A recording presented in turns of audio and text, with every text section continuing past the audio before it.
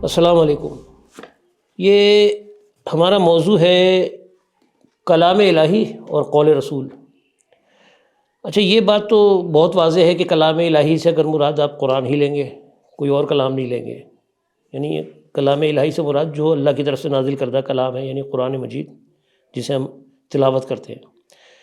اب رہ گئی بات قول رسول کی، تو اب قول رسول کے حوالے سے دیکھا جائے تو 6-7 کتابیں اور ساتھ میں لگی ہیں، بخاری ہے، مسلم ہے، ترمذی ہے، نسائی ہے، ماجہ ہے، اور اس کے علاوہ بھی اور بھی ہیں بہت ساری، جن کو ہم یہ کہتے ہیں کہ وہاں سے روایت لیتے ہیں، یا ان کو حدیث کہا جاتا ہے۔ حدیث کا مطلب ہوتا ہے بات۔ اگر قول رسول کی بات کہیں گے تو رسول کی بات۔ تو یہ میں نہیں کہہ رہا، یہ قرآن نے میں بتایا ہے کہ یہ قرآن بھی قول رسول ہے، یہ قرآن میں موجود ہے۔ تو انہ لقول رسول کریم کے نام سے یہ آیت 2 جگہ آئی ہے قرآن میں، ایک سورہ تکویر میں ہے اور وہاں جبرائیل علیہ السلام کے بارے میں ہے، اور دوسرے سورہ حقہ میں ہے، وہاں محمد صلی اللہ علیہ وسلم کے بارے میں، جو ہمارے نبی تھے ان کے بارے میں ہے۔ دونوں کو اللہ نے قول رسول کہا ہے۔ یعنی جب جبرائیل علیہ السلام اللہ کے کلام کو لے کر آ رہے ہیں نبی صلی اللہ علیہ وسلم کے پاس، کیونکہ وہ بھی ان کی حیثیت بھی رسول ہے، رسالت لے کر آ رہے ہیں، تو ان کو بھی اللہ نے قرآن میں رسول کہا ہے۔ تو اس ٹائم ان کو کہا کہ یہ قول رسول ہے جو آپ تک پہنچ رہا ہے۔ اب وہ پہنچا کس پر؟ آپ صلی اللہ علیہ وسلم کے پاس۔ اس کے بعد سورہ حقہ میں، کیونکہ اب وہ تبلیغ دین کی بات ہو رہی ہے، تو اللہ کے نبی جب اس کلام کو آگے بڑھانے کے لیے گئے، تو وہاں پھر اللہ نے قول رسول کہا محمد صلی اللہ علیہ وسلم کے لیے، یعنی آپ صلی اللہ علیہ وسلم کے لیے کہا کہ یہ قول رسول ہے۔ کیونکہ کلام جو ہے وہ تو اللہ کا ہے، لیکن کلام کرنے کے لیے لکھا ہوا کلام تو اللہ کا ہے، جو نازل ہوا کلام وہ اللہ کا ہے، لیکن اس کو بیان جو ہے اللہ نے خود کلام کے اندر تو موجود ہے، لیکن بولنے کی جب بات کی جاتی ہے، حدیث کا مطلب بات، تو اس میں جو بات پہنچائی اللہ تعالیٰ نے تو وہ جبرائیل علیہ السلام کے ذریعے پہنچائی، تو وہاں بھی قول رسول کا ہے۔ اور پھر سورہ حقہ میں جو بتایا جا رہا ہے کہ قول رسول اس کلام کو، یعنی یہ بات جو ہے وہ اللہ کے نبی کی ہے، کیونکہ ظاہر ہے وہی لوگوں تک پہنچا رہے تھے، اللہ تعالیٰ خود تو کسی کے پاس نہیں آیا تھا، ان کے ذریعے پہنچایا۔ تو اللہ تعالیٰ چن لیتا ہے، یہ اللہ کی سنت ہے کہ کسی کو رسالت دے کے اللہ تعالیٰ چن لیتا ہے اور اس کو لوگوں میں بھیجتا ہے پھر بیان کرنے کے لیے۔ تو وہ جو بیان ہے، اچھا ہماری عام تصور جو ہم نے بنایا ہوا ہے، تو ہم نے یہ بنایا ہوا ہے عام تصور کہ جی یہ اللہ کی بات ہے اور وہ نبی کی بات ہے۔ تو یہ اللہ کی بات نہیں، اللہ کا کلام ہے، اللہ کی کتاب ہے، بات جو ہے وہ نبی کی ہی ہے۔ یہ کئی جگہ اللہ تعالیٰ نے نبی صلی اللہ علیہ وسلم کو کہا کہ اے نبی ان سے کہہ دو، تو اب وہاں کہنے والا کون ہو گیا؟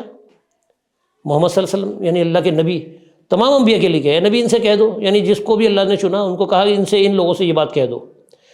تو وہ جو بات کہی گئی وہ اللہ کے نبی کی طرف سے کہی گئی، تو یہ کلام الہی ضروری لگے، قول رسول اس کو کہا ہے قرآن نے۔ تو سب سے پہلے تو ہم یہ حوالہ قرآن میں ہی دیکھ لیتے ہیں۔ پہلے سورہ تکویر نکال لیتے ہیں، یہ آیت نمبر 19 ہے۔ انہ لقول رسول کریم، یقیناً یہ ایک بزرگ رسول کا کہا ہوا ہے۔ یہ ایک بزرگ رسول کا کہا ہوا ہے۔ اچھا جی، یہ جوناگڑھی صاحب کا، اور ایک میں متفقہ بھی لے لیتا ہوں جس پہ تمام متفق ہیں۔ یقیناً یہ قرآن بڑی عزت والے فرشتے کا لایا ہوا کلام ہے۔ ٹھیک ہے، تو یہ فرشتے کا لایا، اب اس کی وضاحت مزید اگر آپ چاہتے ہیں، ویسے تو انہوں نے ترجمہ فرشتہ کر دیا، فرشتہ لفظ لکھا ہوا نہیں ہے، لیکن یہ فرشتہ بنے گا کیسے بتاتا ہوں آپ کو۔ انہ بے شک لقول رسول کریم کا مطلب ہے قول رسول کریم ہے، کرم کرنے والے رسول کا قول ہے۔ یہ اگلی آیتوں سے پتہ چلے گا یہ جبرائیل علیہ السلام کے بارے میں کہا جا رہا ہے یا آپ صلی اللہ علیہ وسلم کے بارے میں کہا جا رہا ہے۔ تو میں تھوڑا آگے پڑھ لیتا ہوں۔ ذی قوت عند ذی العرش مکین، یعنی جو قوت والے، عرش والے کے ہاں قوت والا ہے، ٹھیک ہے، یہ عرش والے کی ہاں، عند اللہ کے پاس، یعنی کہ پھر یہ آگے چلے۔ ہاں اب یہ آیت ہے، دیکھیں اس کی آیت نمبر 23، وَلَقَدْ رَآهُ بِالْأُفُقِ الْمُبِينِ۔ اب یہ رَآهُ جس کو دیکھا، آپ صلی اللہ علیہ وسلم نے جس کو دیکھا کھلے آسمان پہ، تو یقیناً اللہ کے نبی نے اپنے آپ کو تو کھلے آسمان پہ نہیں دیکھا، تو جس کو دیکھا والی بات ہے نا، تو کس کو دیکھا تھا؟ جبرائیل علیہ السلام کو۔ تو یہ اگلی آیتوں سے پتہ چلتا ہے کہ وہ جبرائیل علیہ السلام کی بات ہو رہی ہے۔ تو وہ ٹرانسلیشن جو متفقہ ہے اس میں یہ کہا گیا کہ فرشتے کا کلام ہے، ٹھیک ہے، قول ہے۔ یہ تو ہو گیا جبرائیل علیہ السلام کا۔ اب حوالہ ہم لیتے ہیں سورہ حقہ پہ چلے آتے ہیں، 69 ہے نا اس کی، یہ آ گئی 69 سورہ حقہ، اس کی آیت نمبر 40 ہے۔ یہاں پر کہا جا رہا ہے انہ لقول رسول کریم، دیکھیں وہی آیت ہے، لیکن یہ آیت جو ہے محمد صلی اللہ علیہ وسلم کے بارے میں، حالانکہ ترجمہ اس کا بھی یہی ہے، یہ تقی عثمانی صاحب قرآن ایک معزز پیغام لانے والے کا کلام ہے. متفقہ کو بھی دیکھ لیتے ہیں. بے شک یہ قرآن یقیناً ایک معزز رسول کا قول ہے. ٹھیک ہے، یہاں رسول سے مراد محمد صلی اللہ علیہ وسلم ہے. اب یہ کیسے پتہ چلے گا ہم اس کے لیے ہم آگے آیتیں نکالتے ہیں. یہ آگے کہا جا رہا ہے، یہ سنیں ذرا. یہ کسی شاعر کا قول نہیں، افسوس تمہیں بہت کم یقین ہے. ٹھیک ہے، اس ٹائم پہ کیونکہ شاعری کا بہت زیادہ زور تھا اور قرآن کا انداز بھی شاعرانہ ہے، تو اس لیے یہ کہا جا رہا ہے کہ یہ اس کی اگلی آیتیں دیکھتے ہیں.